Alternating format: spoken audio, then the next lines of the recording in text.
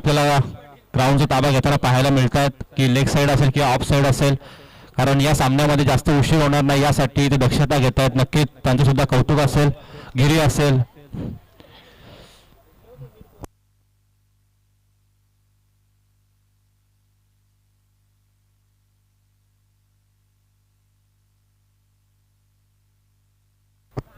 Strike एंडवरती आपण पाहतोय मुर्तुजा, ज्याने कालच्या सामन्यामध्ये आपण पाहिलं चांगली धडाकेबाज फलंदाजी केली. त्याचबरोबर अरबाज चांगली फलंदाजी आपल्याला त्यांच्या माध्यमातून पाहायला मिळते. स्ट्रोक जर का पट्ट्यात आला का नक्कीच आम्ही षटकारावरती पाठवतो, ही भूमिका त्यांच्या माध्यमातून नेहमीच असते.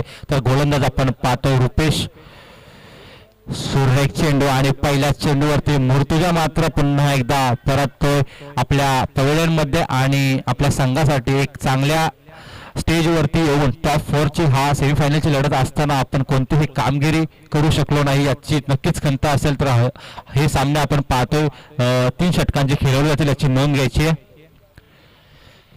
शेवटचा सामना आजच्या दिवसातील असेल आणि उद्या हे सामने परफेक्ट 10 वाजता सुरुवात होतील याची सर्व संघांनी सुद्धा आणि चिंचवलीच्या खेळाडूंनी सुद्धा दक्षता घ्यायची आहे.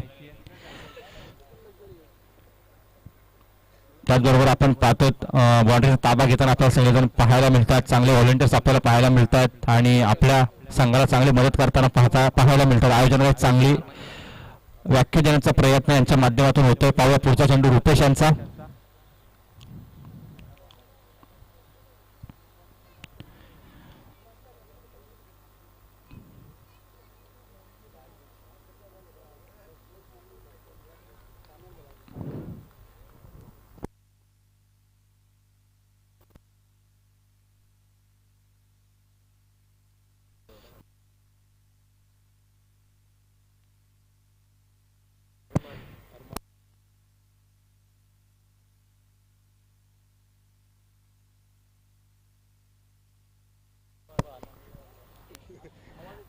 नवीन फलंदाज आपण पाहतोय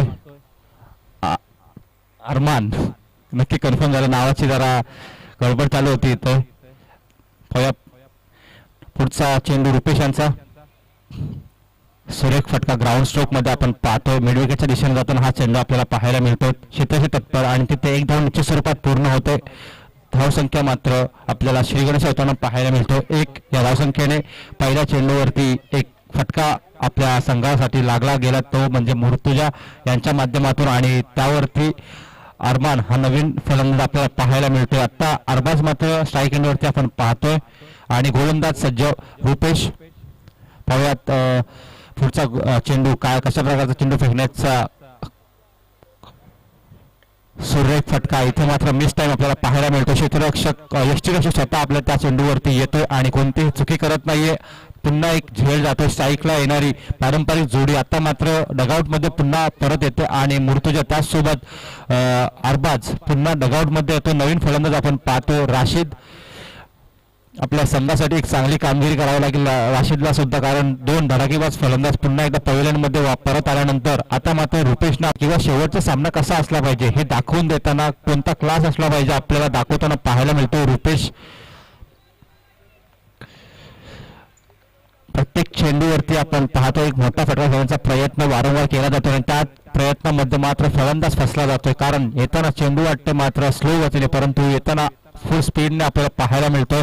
हा चेंडू सुद्धा एक पुढे टाकण्याचा प्रयत्न, क्षेत्र तैनात आणि कोणतीही चुकी करत नाही. इथे मात्र 3रा विकेट कमावताना रुपेश मात्र आपण पाहतोय. नक्कीच प्रेक्षकांची सुद्धा अपेक्षा असेल षटकार चौकार येणं गरजेचं असेल आणि प्रेक्षक सुद्धा आपण पाहू शकता जवळपास आता 5 वाजून 10 मिनिटं झालेत आणि 5 वाजून 10 मिनिटं झाल्यानंतर आपण जर का पाहिलं इंडस्ट्रियल एरिया असल्यामुळे प्रेक्षक सुद्धा लेट आपल्याला पाहायला मिळतात. आणि काल जेव्हा आपण हे सामने झाले त्यानंतर लेट प्रेक्षक आले आणि ते विचारतात सामने एवढे लवकर संपले कसे. तर खरं तर कौतुक करावं लागेल की सामने वेळेवरती होतात आणि त्याचबरोबर सगळे संघ सुद्धा कोऑपरेट करतायत आणि जे आयोजन आपल्याला पाहायला मिळत आहे चांगलं आयोजन असेल. संदेश पाटील, त्याचबरोबर गणेश नाना, आकाश पाटील असतील, अक्षय पाटील असेल, आदित्य ढोंबरे असेल, दिशांत पाटील असतील, रोनित पाटील असेल, यांच्या माध्यमातून आपण वारंवार पाहतो. प्रसाद पिंगले असेल, रोहन ठोंबरे, सर्व चिंचवडी संघातील हे प्लेयर आपल्याला पाहायला मिळतात.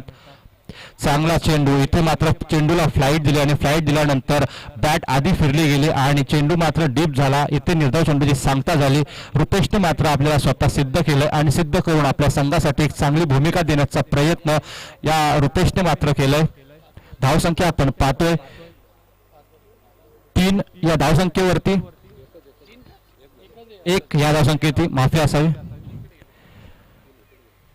सुरेख चेंडू, क्लिक चेंडू पाहायला मिळाला, परंतु दिशा देण्यासाठी मात्र अयशस्वी ठरला. फलंदाज मात्र इथे बाद होतोय. पहिल्याच षटकामध्ये 4 विकेट मिळवण्याचा विक्रम मात्र आपल्याला पाहायला मिळाला. रुपेश यांच्या माध्यमातून काय गोलंदाजी केले. पहिल्या चेंडूवरती विकेट, दुसऱ्या चेंडूवरती 1 धाव, तिसऱ्या चेंडूवरती विकेट, चौथ्या चेंडूवरती विकेट, 5वा चेंडू निर्धाव चेंडू, तर 6वा चेंडू आपण पाहिला विकेट. म्हणजेच एका षटकामध्ये 4 विकेट आपण पाहतोय. आणि नक्कीच आता कुठेतरी सांगडे संघ एक बॅकफुटला येणारा संघ आता आपण पाहतोय की काय, पण येणारे 2 षटक असतील त्या षटकामध्ये एक फायटिंग स्कोअर निर्माण करणं तितकंच गरजेचं असेल. या फायटिंग स्कोअरला आपण डिफेंड करू शकतो.